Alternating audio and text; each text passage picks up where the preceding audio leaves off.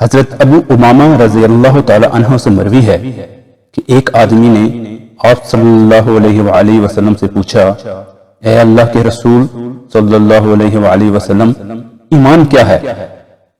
آپ صلی اللہ علیہ وآلہ وسلم نے فرمایا، جب نیکی تمہیں اچھی لگے اور گناہ تمہیں برا لگے تو تم مومن ہو۔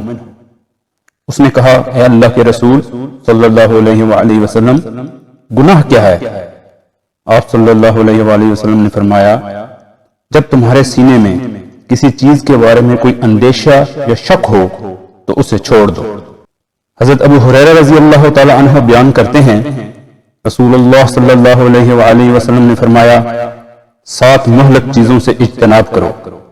انہوں نے عرض کیا، یا رسول اللہ صلی اللہ علیہ وآلہ وسلم، وہ کیا ہیں؟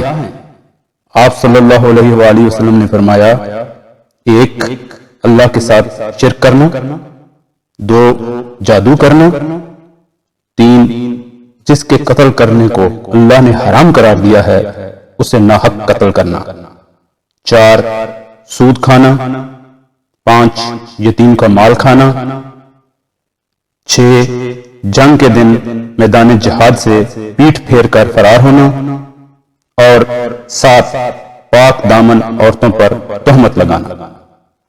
اللہ کریم ہمیں ان مہلک چیزوں سے بچنے کی توفیق عطا فرمائے، آمین ثم آمین۔